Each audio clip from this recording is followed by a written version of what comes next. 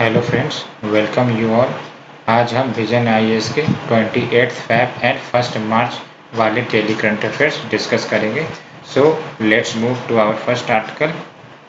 तो basically India Russia explore partnership with ASEAN, और आपको भी पता है आसियान बेसिकली रीजनल ग्रुपिंग्स है जिसका meaning association of South East Asian nation होता है और काफ़ी important prelims point of view से है। तो basically India Russia explore partnership with ASEAN as a part of Indo Pacific construct. तो बेसिकली क्या कहना चाह रहा है, तो आपको भी पता है जो इंडिया की फॉरेन सेक्रेटरी है यानी कि हर्षवर्धन श्रृंगला जी, ये बेसिकली रशियन विजिट हाल ही के दिनों में किए थे और बेसिकली वहाँ पर इंडिया की तरफ से ये सजेशन दिया गया था कि जो बायलैटरल पार्टनरशिप है आसियान के साथ उसे एक्सप्लोर किया जाए रशिया की तरफ से। यानी कि आपको भी पता है कि इंडिया और आसियान के साथ बेसिकली जो मेंबर नेशन है आसियान के साथ उसके साथ बायलैटरल रिलेशंस करके कोऑपरेशन एस्टेब्लिश करने की प्रयास की जाती है वेरियस सेक्टर्स के ऊपर। उसी प्रकार से रशिया इस प्रोसीजर को अपना सकता है और जो basically idea behind this bilateral partnership so that जो इंडो पैसिफिक फोकस एरिया है उसको स्ट्रेंथन किया जा सके with focus on post pandemic economic rebuilding as well. क्योंकि अगर कोऑपरेशन बढ़ाया जाएगा, पार्टनरशिप बढ़ाई जाएगी तो डेफिनेटली जो पोस्ट पैंडेमिक इकोनॉमिक स्थितियां गड़बड़ हुई हैं यानी कि जो पैंडेमिक के दौरान इकोनॉमिक स्थितियां गड़बड़ हुई हैं वो बेसिकली स्ट्रेंथन भी की जा सकेंगी। अब बात करते हैं कि इंडिया रशिया का जो कोऑपरेशन है इंडो पैसिफिक के लिए क्यों ज़रूरी है। तो basically Russia is important to all the 3 regions, चाहे वो यूरेशिया हो, इंडो पैसिफिक हो और रशियन फार ईस्ट हो। और इंडिया रशिया के बीच अगर एग्रीमेंट होगा तो definitely it will promote multipolarity in the Indo Pacific region. और मल्टीपोलैरिटी का मतलब ये हुआ कि किसी एक देश की रूल या अथॉरिटी या पावर नहीं चलेगी, there will be multiple powers which will be there. So it will promote multipolarity, security and prosperity of these regions. और जो अन्य कारण है कि why India Russia cooperation should be built up in Indo Pacific, तो basically ये जो Russia है, आपको भी पता है रशिया और यूएस में बेसिकली डिफरेंसेस होते हैं। तो रशिया का जो व्यू है US led Indo Pacific vision basically aimed at targeting it's interest. तो रशिया को लगता है कि यूएस बेसिकली रशियन इंटरेस्ट को बेसिकली हैम्पर करता है, जबकि इंडिया का जो एम्फेसिस है वो free, open and inclusive Indo Pacific region है। तो बेसिकली इसके लिए रशिया को भारत की प्लेयर मानता है in the Indo Pacific region. और बेसिकली रशिया जो भी इस रीजन के एनर्जी रिसोर्सेस है उसे भी एक्सप्लॉइट करने का प्रयास कर रहा है और उसके लिए भारत का भी सहयोग कहीं ना कहीं ज़रूरी होगा। और it will help mitigate strategic and political divergence between both, particularly Russia partnership with China and India with the West. तो ये भी बेसिकली रशिया एक तरफ चाइना के लिए नज़दीक आ रहा है और ऐसा लग रहा है कि भारत जो वेस्ट की तरफ ज़्यादा आकर्षित हो रहा है। तो ऐसे में ये जो कॉपरेशन बढ़ेगी तो ये जो विचारधारा उत्पन्न हो रही है उसको भी ख़त्म किए जा सकेंगे, मिनिमाइज किए जा सकेंगे। तो भारत के लिए और रशिया के लिए दोनों बढ़िया होगा। अब बात करते हैं स्टेप्स जो ऑलरेडी लिए गए हैं कोऑपरेशन बढ़ाने के लिए। तो आप देख सकते हो ये जो $1 बिलियन का लाइन ऑफ क्रेडिट दिया गया था इंडिया की तरफ से for the developmental project in the Russia Far east, जो कि काफ़ी ज़्यादा अंडर डेवलप्ड रीजन है। तो इसे अर्ली ऑपरेशनलाइज करने की प्रयास तेजी से चल रही है। और there is also India Japan Russia trilateral track two dialogue for cooperation in the Russia Far East along with जो India eastern maritime corridor which will connect India and Vladivostok is underway. और अगर हम बात करें ASEAN की, तो जैसा कि मैंने बताया ASEAN association of South East Asian nation, और इसके 10 सदस्य कंप्राइज होते हैं। और यहाँ आप देख सकते हैं इस 10 सदस्य के नाम है और काफ़ी ज़्यादा इम्पोर्टेंट भी है प्रीलिम्स के लिए। और अगर हम आसियान के बेसिक की बात करें तो बेसिकली 1967 में ये जो रीजनल ग्रुपिंग से वो तैयार हुई थी और it is an intergovernmental organisation to promote economic, social, cultural development and peace and security in South East Asia.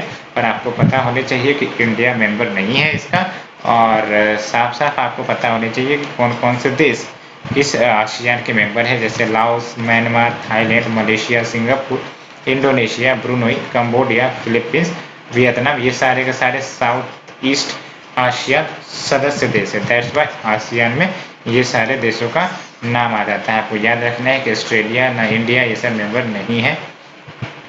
तो आप मैप देखोगे अपने आप से आपको हाईलाइट हो जाएगी।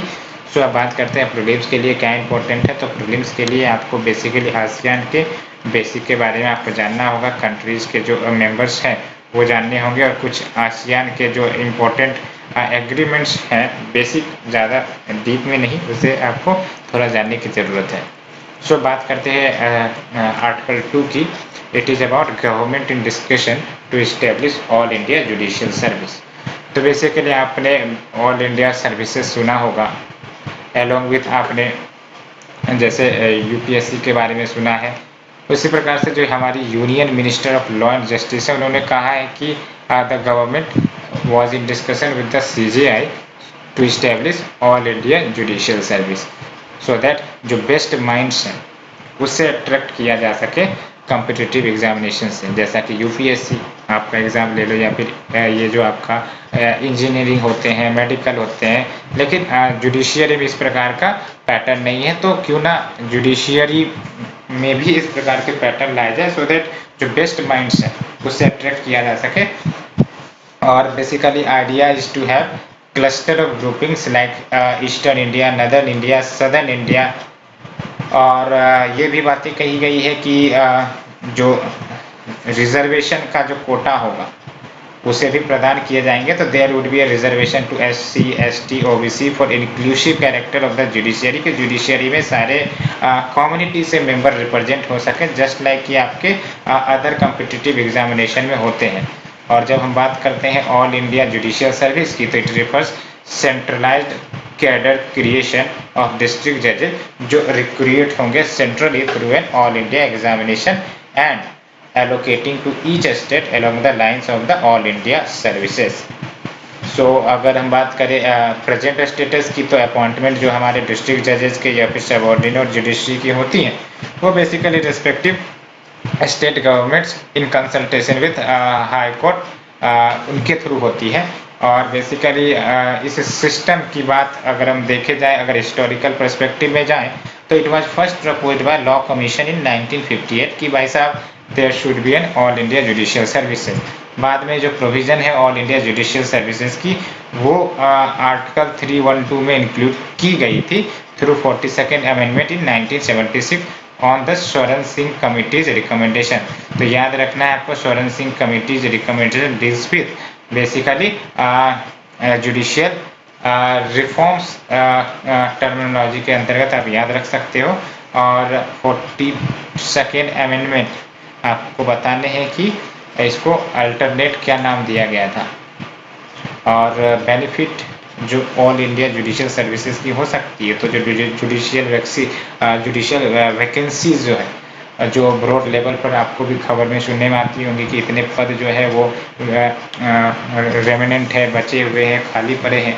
तो इस प्रकार के जुडिशियल वैकेंसीज को एड्रेस किया जा सकेगा along with enriching the quality of justice by attracting the best talent via competitive examination along with unified all India judiciary. This will strengthen the idea of cooperative federalism definitely. But कुछ concerns भी हो सकते हैं definitely. सबसे पहली बात तो state concerns as their right of requirement is taking away. भाई साहब अगर सेंट्रलाइज वे में रिक्वायरमेंट होगा तो स्टेट की जो पावर है रिक्वायरमेंट ऑफ जजेस into the district and subordinate court, ये तो चली जाएंगी। और uniform national law, main neglect local laws and custom, क्योंकि ये सब पूरा यूनिफॉर्म लेवल पर कौन मैनेज करेगा। तो basically all India judicial services एक सेंट्रलाइज टीम होंगे जो इस एग्जाम को कंडक्ट करवाएंगे। तो डेफिनेटली हो सकता है लोकल लॉज कस्टम्स को नेग्लेक्ट कर दिया जाए along with problem of language as currently जो proceedings up to court of district and session judges are conducted, judgments are written in the local languages। तो ये सब कुछ कंसर्न्स भी है।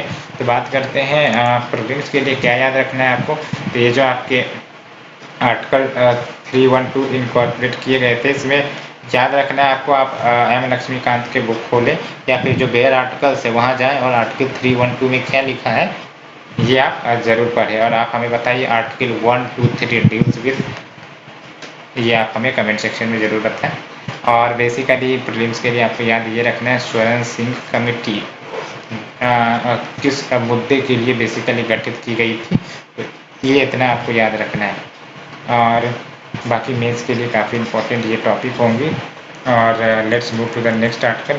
It is about United Nation committee for development policy recommend graduation of Bangladesh from LDC to developing, यानी कि United Nation committee for development policy इन्होंने recommend किया है कि बांग्लादेश को अब लिस्ट डेवलपिंग कंट्री से डेवलपिंग कंट्री के कैटेगरी में शिफ्ट किया जाए।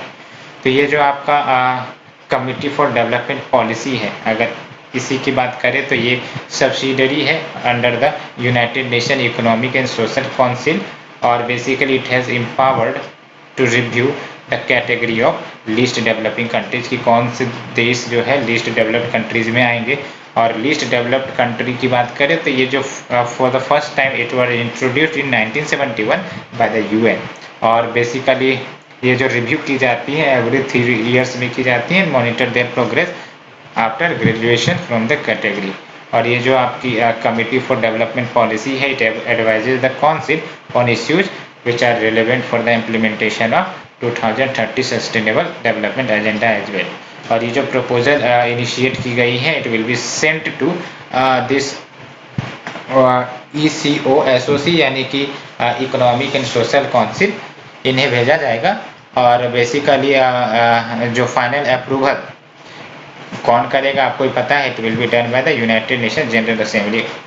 और अगर हम बात करें लिस्ट डेवलपिंग कंट्री की, तो लिस्ट डेवलपिंग कंट्रीज जो है वो बेसिकली लो इनकम कंट्रीज होंगी confronting severe structural blockade to the sustainable development. और बेसिकली ये जो LDCs होती हैं they are highly vulnerable to economic and environmental shock, because कहीं ना कहीं इनकी इकोनॉमी जो है उतनी ज़्यादा स्ट्रॉन्ग नहीं होती है, काफ़ी ज़्यादा अनसस्टेनेबल होती है, जिसके कारण भविष्य में अगर इकोनॉमिक या फिर इन्वायरमेंटल शॉक्स आएंगी तो इनको काफ़ी ज़्यादा खतरा होगा and have low level of human asset. और करंट स्टेटस देखा जाए तो there are total 46 LDCs out of which 33 are in Africa. आप समझ सकते हो अफ्रीका कितनी गंभीर परिस्थितियाँ से गुजरता है। 9 in Asia, 1 in Caribbean and 3 in Pacific. आपको ये डिटेल याद रखना नहीं है, हाँ इतना याद रखो कि टोटल 46 LDCs एट प्रेजेंट है, इतना याद रख सकते हो। सो दैट UPSC अगर क्वेश्चन भी पूछा जाए more than 50 countries are registered LDC तो आप इसे एलिमिनेट कर सको। So 3 identification criteria for LDC, जिसमें आपका पर कैपिटा इनकम होता है, ह्यूमन एसेट इंडेक्स होते हैं, एलोंग विद इकोनॉमिक वल्नरेबिलिटी होती है, जिसके आधार पर LDC की क्राइटेरिया आइडेंटिफाई की जाती है। For graduation at least 2 of the 3 criteria at the 2 consecutive triennial review is required। और significance of graduation from LDC, तो अगर ये अपडेशन होता है, ये इम्प्रूवमेंट होता है LDC से डेवलपिंग में, तो क्या सिग्निफिकेंस हो सकते हैं। तो सबसे पहले निगेटिव सिग्निफिकेंस भी देख सो आप, डिफरेंशियल प्रोविजंस जो एक्सपोर्ट में दिए जाते हैं, या फिर provision of subsidy to agriculture है, so that more and more export जो है बूस्ट किया जाए, प्रमोट किया जाए, along with infant industry and access to climate finance, वो बेसिकली कम या फिर सीज हो जाएंगे after the transition from the LDC। इसलिए बहुत सारे जो देश हैं वो जानबूझकर भी नहीं दिखाना चाहते होंगे कि भाई साहब हम जो है LDC से परे हैं या फिर अच्छे हैं, डेवलपिंग है, इकोनॉमिक ग्रोथ हमारी अच्छी है, सो दैट ये सब बेनिफिट्स इनको आते रहे। पॉजिटिव में क्या बेनिफिट होगा, तो it will enhance confidence of international financial body, improved credit rating and higher FDI as well. तो बात करते हैं प्रीलिम्स 2021 के लिए क्या याद रखना है आपको। तो बेसिकली आपको याद ये रखना है कि ये जो आपका United Nation Economic and Social council है, इसके बारे में आपको थोड़ा सा पता होना चाहिए, क्योंकि ये काफ़ी इंपॉर्टेंट बॉडी है। और जैसा कि मैंने बताया जो LDC का कंसेप्ट है इसको ये याद रखना है, it was first introduce in 1971 by the UN। और क्या याद रखना है आपको, ये जो आपका LDC का डेफिनेशन आप याद रख सकते हैं, वैसे तो आप आसानी से इसे समझ सकते हो LDC का क्या मतलब होता है। हाँ ये फैक्ट जरूर याद रखें कि there are total 46 LDCs out of which 33 are in Africa. So इतना इम्पोर्टेंट है। बाकी आपको प्रीलिम्स के लिए तो नहीं बल्कि मेंस के लिए काम जरूर आएंगे। बात करते हैं India's cooperation with least developing countries के साथ, तो इंडिया कहीं ना कहीं ट्रेडिशनली स्ट्रॉन्ग सपोर्टर रहा है लीस्ट डेवलपिंग कंट्रीज के लिए, और इंडिया ने कहीं ना कहीं एक्टिव रोल प्ले किया है in setting up the group.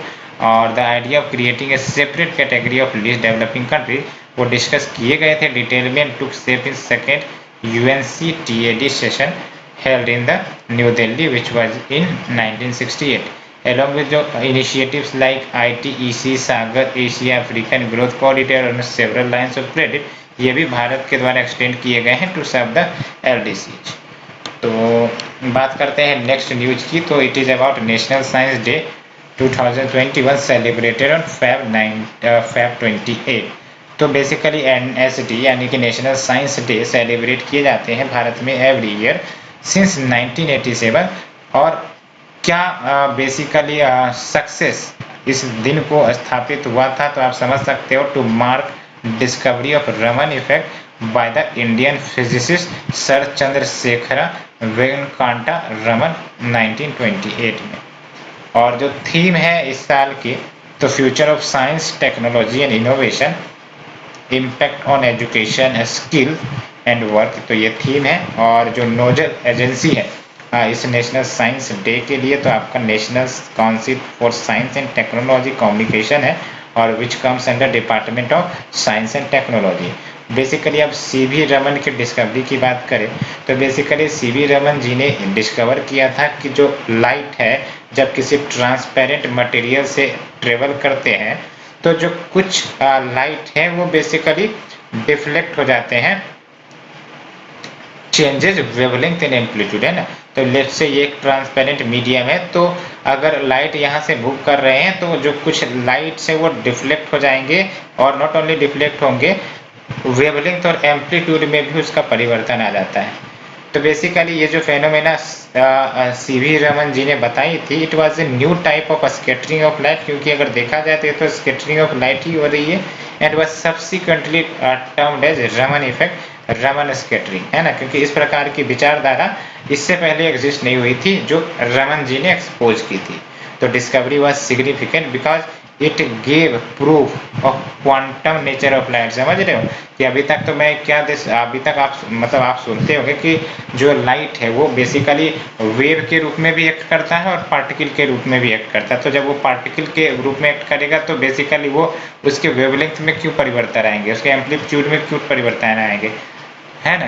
तो डेफिनेटली तो जब वो वेव के रूप में वर्क करता है तभी तो वेवलेंथ में चेंजेज आ सकती है। तो that was the significance because this discovery was significant because it gave the proof of quantum nature of light, और for this he was awarded Nobel prize in physics 1930 में, और first Asian to win Nobel prize in the science. समझ सकते हो, first Asian to win Nobel prize in science, and Bharat Ratna भी इनको 1954 में प्राप्त हुआ था। अदर प्रोमिनेंट इंडियन साइंटिस्ट जैसे जगदीश चंद्र बोस, और बेसिकली जगदीश चंद्र बोस जी ने माइक्रोवेव कंपोनेंट्स जैसे वेव गाइड्स, हॉर्न एंटीना, इन सब की डिस्कवरी की थी, इन्वेंशन किया था सत्येंद्र नाथ बोस। और बेसिकली इनका जो वर्क रहा है बोसोन्स के ऊपर, and it has helped revolutionise the formation of standard model of physics. और इनका जो वर्क रहा है विद आइंस्टीन, और ये जाने जाते हैं इनके अपने वर्क से, that is Bose Einstein statics, it is also very renowned along with Meghnath Shah, and this very person developed the thermal ionization equation that is vital to stellar atmosphere research। तो बेसिकली ये जो है प्रीलिम्स के लिए आपको क्या याद रखना है, तो ये जो कंट्रीब्यूशन इंडियन साइंटिस्ट के कौन से इश्यू पर ये पता होने चाहिए। फॉर एग्जांपल JC बोस, तो इनके कंट्रीब्यूशन ये याद होने चाहिए, सिर्फ इतने ही आपके लिए इनफ होंगे। सत्येंद्र नाथ बोस वो जाने जाते हैं बोस आइंस्टीन स्टैटिक्स के लिए, और क्या है ये थोड़ा सा आपको जानना होगा एलोंग विथ मेघनाथ शाह, और इसके लिए आपको इतना ही जानना है, thermal ionisation equation that is vital to standard atmosphere. और रमन इफेक्ट के बारे में तो आपको पता ही चाहिए क्योंकि ये पूछे जा सकते हैं। और नेशनल साइंस डे के ऊपर तो क्वेश्चन नहीं पूछे जाएंगे, लेकिन हाँ ये रमन इफेक्ट पर क्वेश्चन पूछे जाएंगे। ये याद रखना है कि जो National Council for Science and Technology Communication और department of science and technology के अंतर्गत आती हैं। और basically let's move to the next article, it is about ISRO's PSLV C-51 puts Brazil's Amazonia 1 and 18 other satellites into orbit। तो आपको भी पता है इसरो तो बेसिकली वर्ल्ड रिकॉर्ड बनाने में माहिर ही है और पूरे दुनिया को अपनी ताकत बार बार ये दिखाता ही रहता है।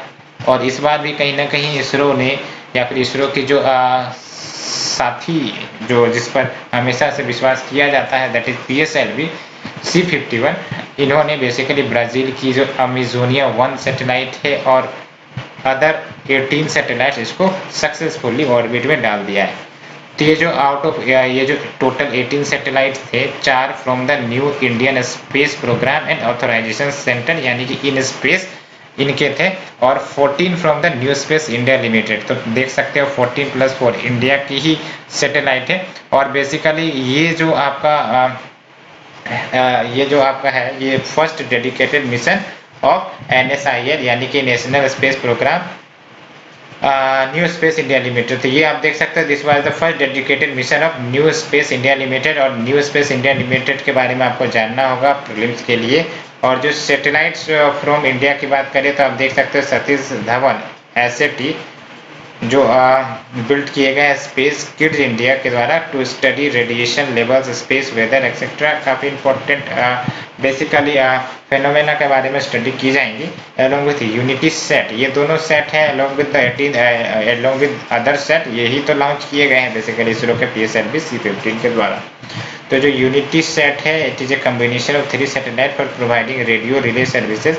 और बात करते हैं इन स्पेस की, तो प्रीलिम्स के लिए ये इंपॉर्टेंट है। जब हम इन स्पेस की बात करते हैं यानी कि Indian National Space Promotion and authorisation Centre, तो it is an independent nodal agency which comes under department of science, याद रखना है, and it allows space activities and usages of department of space owned facilities by non-government private entities as well as to prioritize the launch manifest। और basically in space की बात करें तो hand hold promote and guide the private sector via encouraging policies and friendly regulatory environment।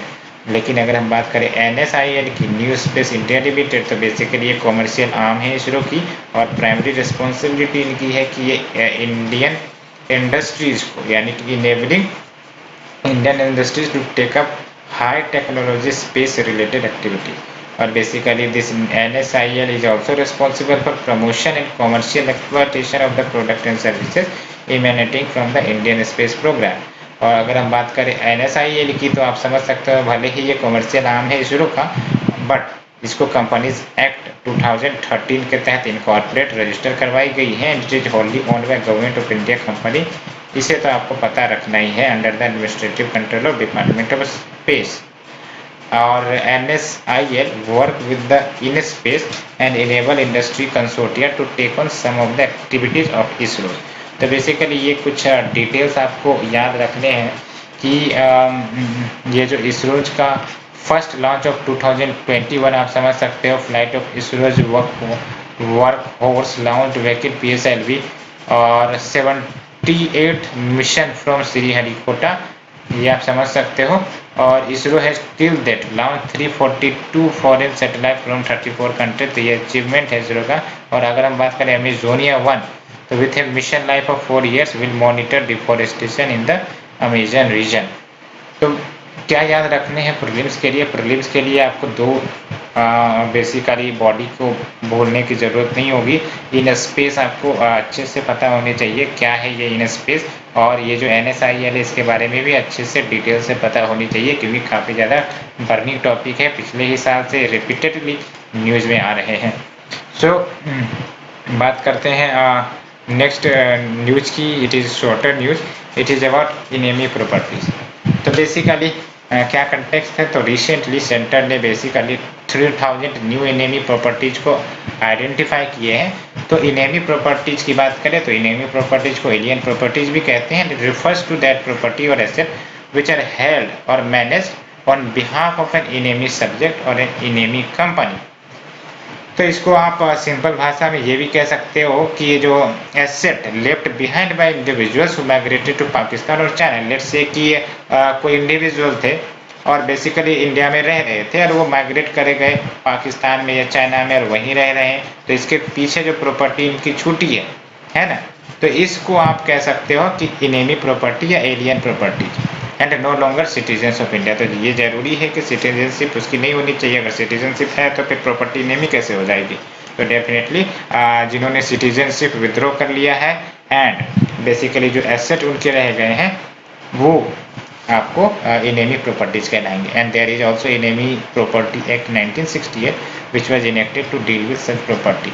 और administration of enemy property वो किसके हाथों में रहता है, तो custodian of enemy property for India यानी कि CEPI which comes under ministry of home affairs. तो अब बात करते हैं one district one focus programme की। तो बेसिकली ये जो स्कीम है one district one focus produce programme, ये recently announced by centre and central government ने आइडेंटिफाई किए हैं several products under this 15 broad category. जैसे एग्रीकल्चर सेक्टर में आने वाले कुछ प्रोडक्ट होंगे, कुछ हॉर्टिकल्चर होंगे, कुछ एनिमल, कुछ पोल्ट्री, कुछ मिल्क, कुछ फिशरीज, इन सब सेक्टर्स में बेसिकली प्रोडक्ट्स को डिमार्केट किए गए हैं अंडर द स्कीम।